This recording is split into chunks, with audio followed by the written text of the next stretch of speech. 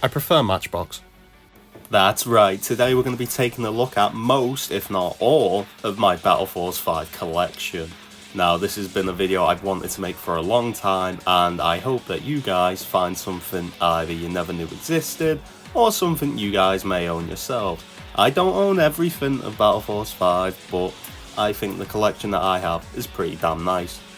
The first shelf on my bookshelf I use for the original Season 1 toys of Battle Force 5. As you can see, I have some of the diecasts here, fully sealed in their original boxes. I've got Zetna right here, which is one of my favourites. I own two, actually, along with an Orange Saber.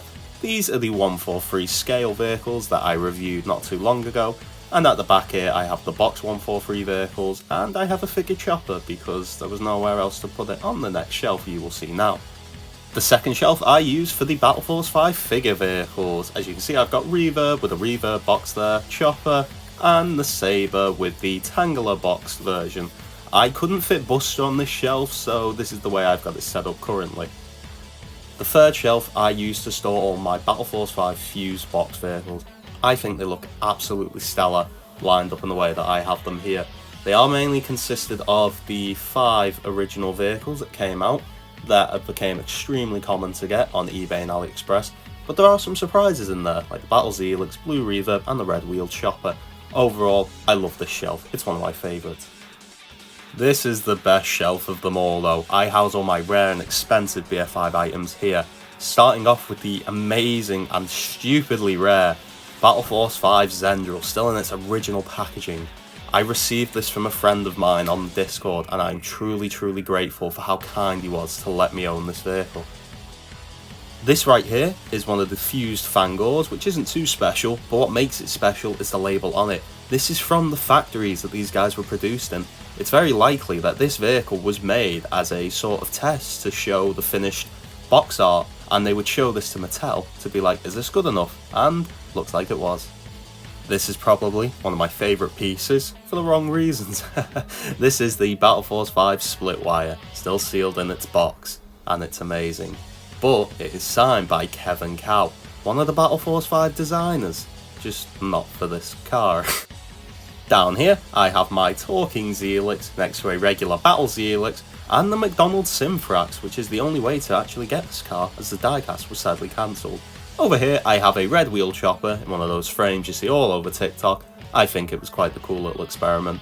And I use my Skyknife box to fill the shelf at the back, because I think the artwork is really nice. In this cocaine bag, I have a Fangor that isn't like the rest I own. It has a silver tail.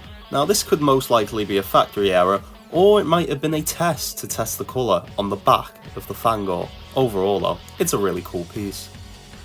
But it pales in comparison to my prototype Double Down Reverb. This was meant to be real. They never shown this off publicly, but I managed to find some, and I'll explain more of that in a future video.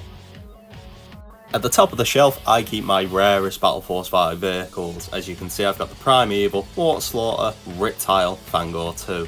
I have the Smash Claw box at the back with the BF5 photo frame and the collector's catalogue. And I have Kai Bori with a Venicus, Kai Tremendous Vile RX, and Krytus with the Cyfurious. I love how these guys look at the top of the shelf, and overall, I love the way this thing looks. This is the display cabinet I put all my loose Hot Wheels Battle Force 5 vehicles in. It used to be a display for LEGO minifigures, but I used it for these guys because it was a lot cheaper than buying an actual Hot Wheels display case. They're very expensive. If only it lit up though. Now that is more like it. The lights help the metallic paint shine really well, but as you can see on the top here, I have the original BF5 guys and their vehicles, and the lady. I have the Vandals on the second shelf, except the Primeval. Sorry buddy. I have the Sark on the third shelf, led by Krytus, their original leader. On the fourth shelf, it consists of the Fusion vehicles, and on the fifth shelf, these are my custom Double Down models. Now these are unofficial. I had these commissioned from a friend in Mexico. They look really cool. I really like having those things, and overall, I love this display case so much. In my glass cabinet, I have the Smash Claw and the Skyknife with their figures respectively.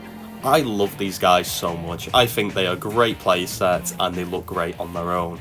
My second shelf, I have the 143 scale Fusions, as well as the original boxes they came in, still sealed. I think they look really cool together, and I love this glass cabinet, so I keep it shut to protect them. These are some of the Battle Force 5 magazines, many of which were donated by my friend Jungle from the Discord server. This one he donated to me specifically is one of my favourites. This came out when the show premiered and it is filled with so many cool little details about the show and its background.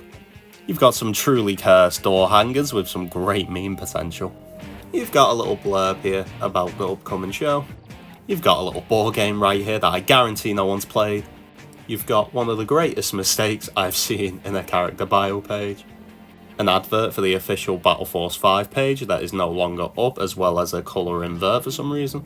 And an interview with one of the Hot Wheels animation directors for the show. It's a really good read. I'd highly recommend pausing the video and giving it a quick read. This guy's pretty cool. He looks like he's having fun. He's got a Blue Wheels Helix. That's pretty cool. Most Battle Force 5 comics were pretty cheap, however, in the normal Hot Wheels comics, as they were just redos of older episodes. However, some of the Hot Wheels comics came with their own original stories. These are all original and hand-drawn. These are pretty cool. However, they are in Polish, but there is some great images in these comics. I'll have to do a video on these sometimes. There's quite a few that we don't have, but the ones that I do have, they're pretty funny and interesting. Also, here's a balloon. Now, these magazines are really cool. They're a piece of history. Well, Battle Force 5 history. However, I get really bored and tired when I read these things, and it kinda puts me to sleep. If only there was something I could use to help me go to sleep.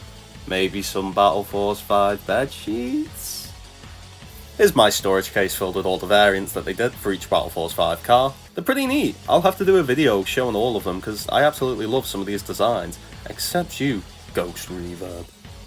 Here's one of my favourite things. I have 3 Fangors here. However, each of these are a different colour. Each wave of the Fangor tended to be a different shade of brown, so it's pretty cool having all 3 of them.